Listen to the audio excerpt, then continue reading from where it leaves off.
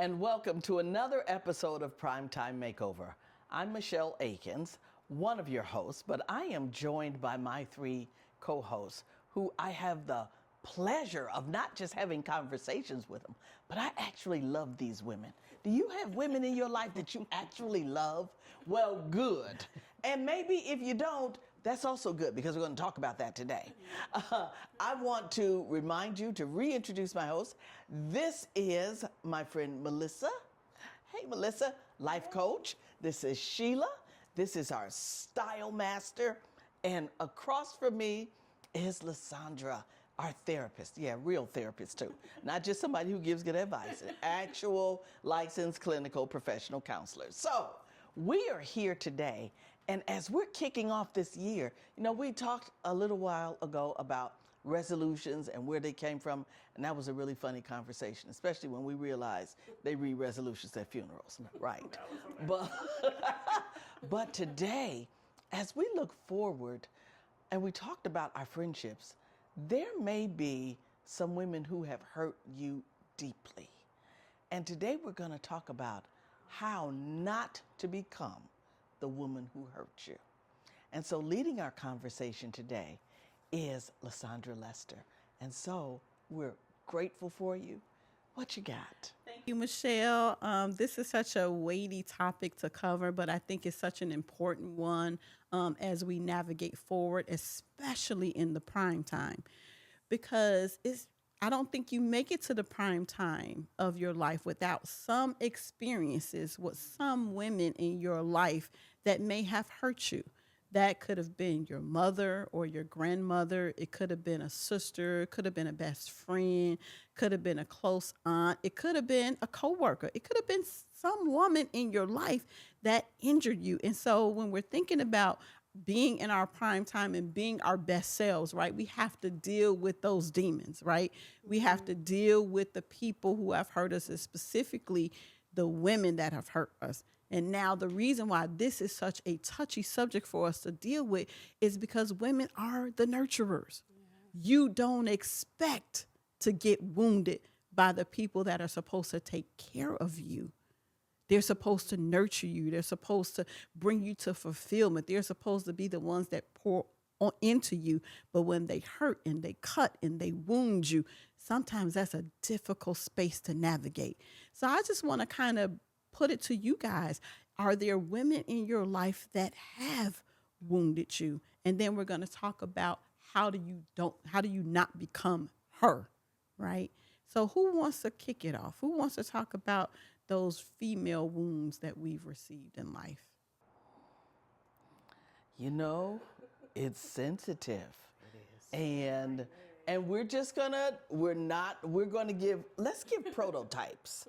Because sometimes we may be talking about family members. So let's do prototypes, shall we? Okay. We'll protect confidentiality. Absolutely. We'll protect confidentiality. Yes. Yeah. Yes. And so how about a prototype of an older woman that you look up to, who you don't realize until later that some of the things they said and did were harmful. But this is what maybe you knew as a younger person. It could have been a teacher, a respected teacher, somebody that you looked up to. And as we grow up, we start to, I think, if we're not careful, we adopt some of those behaviors that were used to wound us. Maybe we minimize somebody who's getting a little bit too big for their britches. Or maybe we use the Bible to say, you're thinking too highly of yourself. And so if we're not careful, we'll start to emulate those behaviors because it's what we know. And unless the Holy Spirit checks you, you won't even realize you're doing it. That's so important. That's so good. Yeah. That's so good. So yeah, that older woman, respected woman prototype. I think there's another prototype that we can kind of talk about, women who would wound us, and that's a peer. I was going to say peer to peer. That's a peer, right? Somebody that, you're on the same level with, you have some camaraderie with in some kind of way, you're in the same stages of your life, and that woman can come alongside you and, maybe competition, comes into play with that. Women can be very competitive. We talk about men being competitive, but women are really competitive. Yeah. We can be very catty with our competitiveness, very, covert. Yeah. And so that peer-to-peer wound is something that's very difficult to navigate too, because these are the people in your life that you're looking to kind of walk alongside you, right? As support, as, okay, we're in this together. And when that wound happens, oh my goodness, we don't know how to navigate that. It's like, really? This was my girl. This was my girl. And then that lead us to a whole nother level of mistrust. Mistrust for women. Again, women who are supposed to be nurturers, who's supposed to be the foundation, the pillars of our lives, the one that we run to, when life gets hard. And when that pillar is taken away, you're looking around at the landscape and you're like, what do I do with this? Where do I go? Where is my safe place?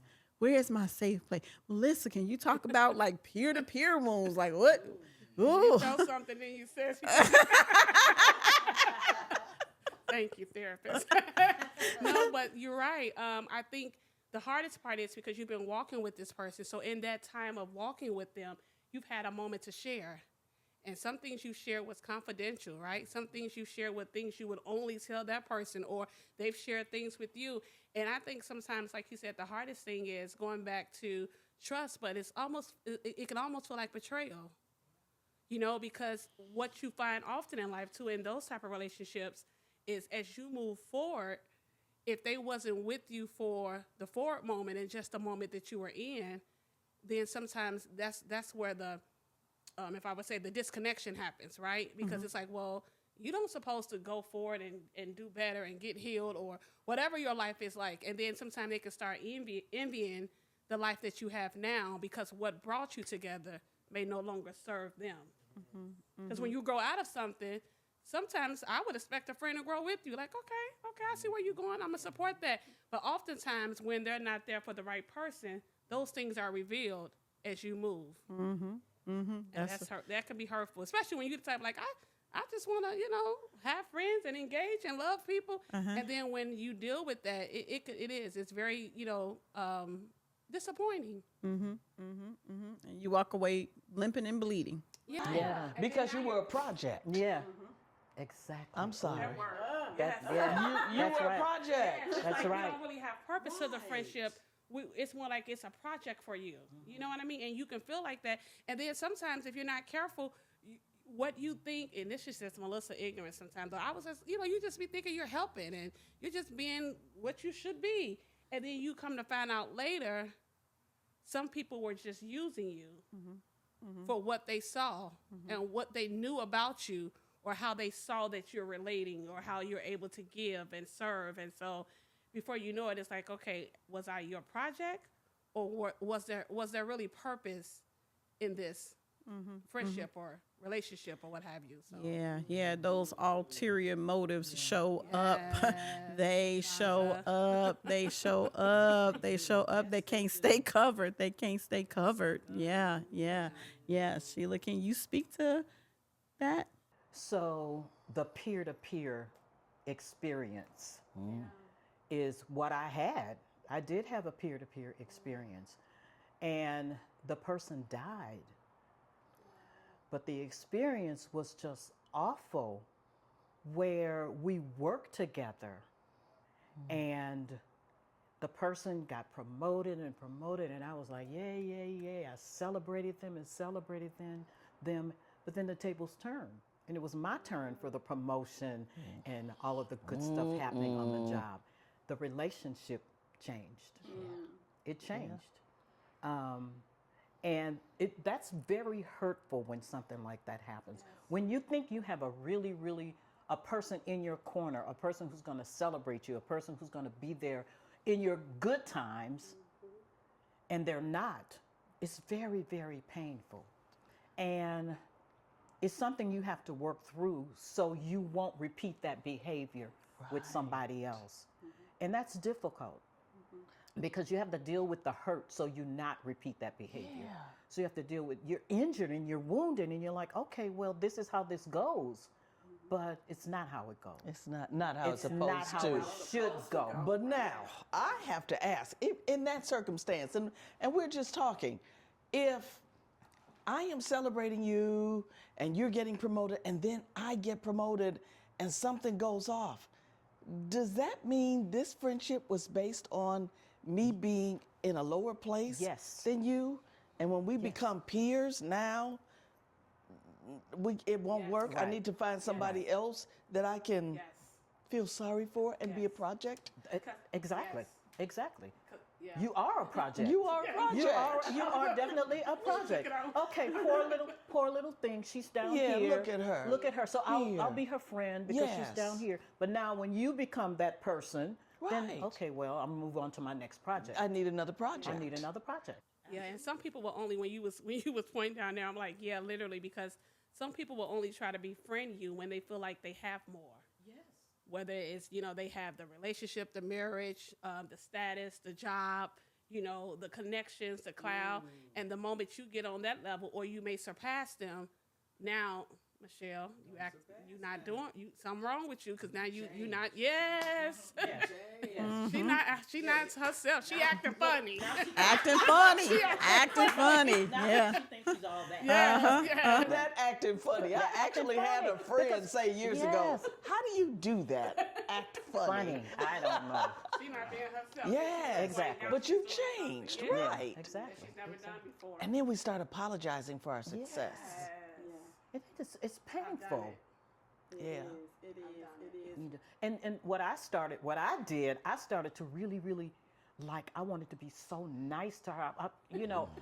I don't want to say it on camera, but kind of kissing because running behind her. Yes. Because she's my friend. She's my friend. So, and so that hurt so bad. Yeah. One other prototype that we get wounded with women is not the ones that we are looking up to, not the peer-to-peers, but the ones that we actually mentor and coach.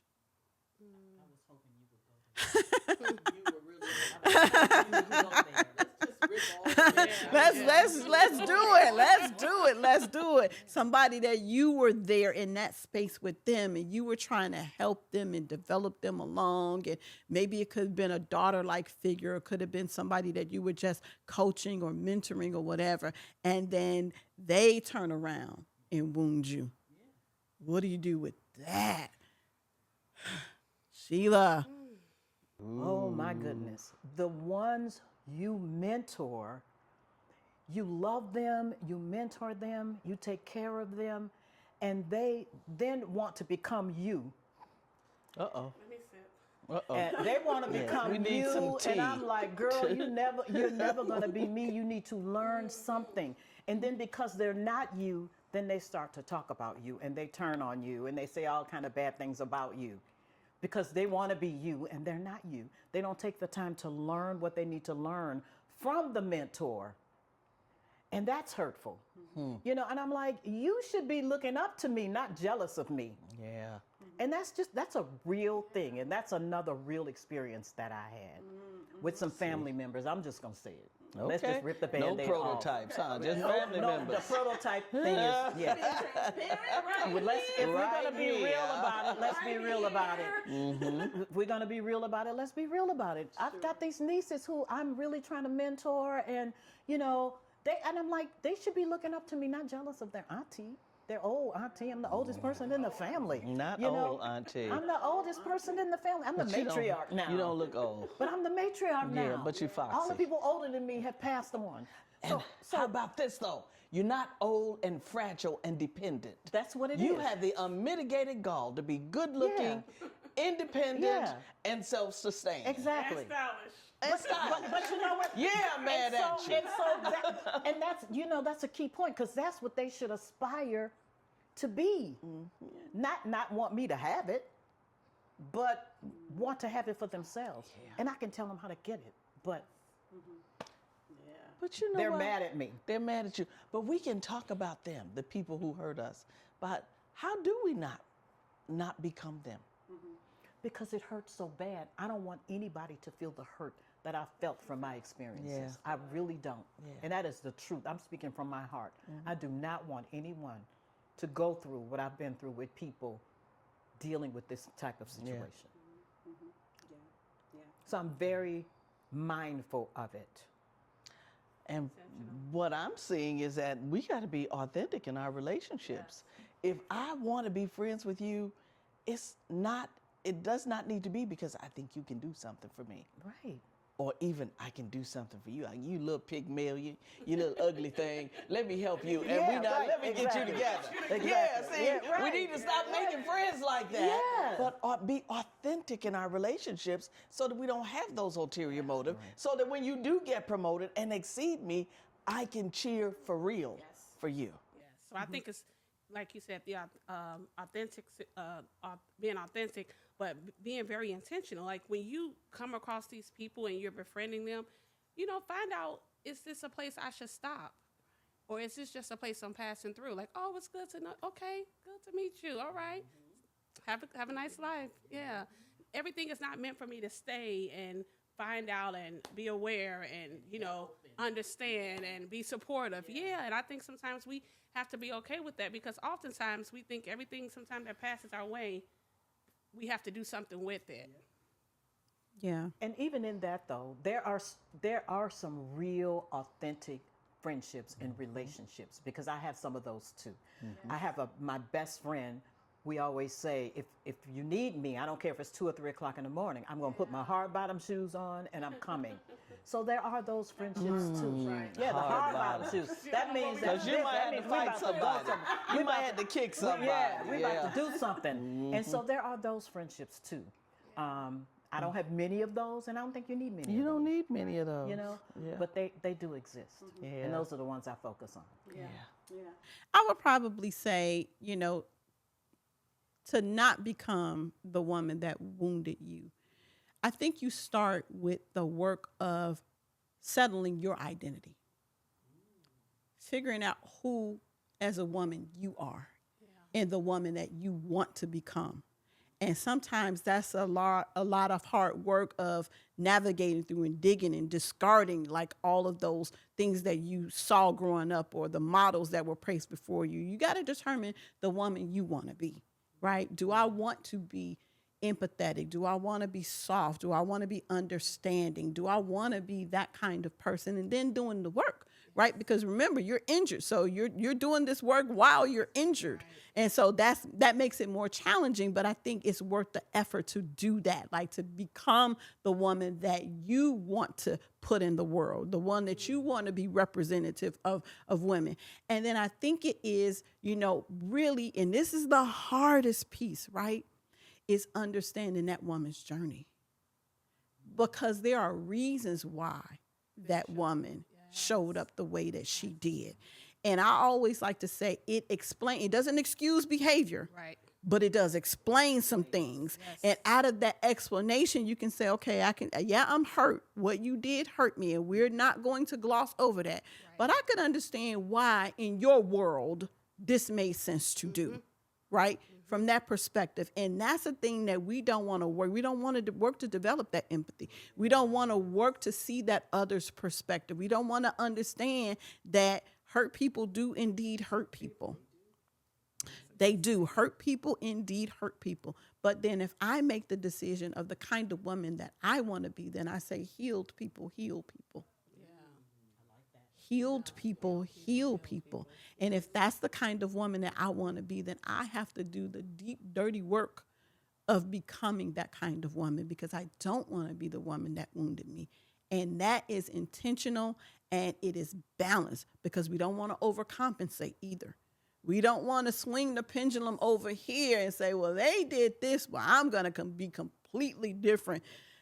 No, because what you'll do is you'll overcompensate and you won't take the things that were needed and necessary, a part of that, to make you sensitive to those things. Right. And so it's like about finding your identity, through all the noise, through all the pain, through all the frustration, you get to choose the woman that you are. And it doesn't have to be the woman that wounded you. Right. Yeah. You get to choose. You get to choose. Yeah. Yeah. You get to choose. Just like they chose, Just- we get to choose. We get to choose. Yeah. Well, our director signaled us about 5 minutes ago that we never really listen to it. Look, ain't nobody even looking over there. He positions himself so I can see him. He's like, you accountable. But you get to choose. You get to choose. You get to choose to not be like the woman who hurt you. Yes. That right there. That right there. So I want to thank you for joining us on this episode of Primetime Makeover. We will see you next time for another stimulating discussion about the things that we can embrace and do better. No, do well, Do well. in the prime of our lives. You are loved. See you next time.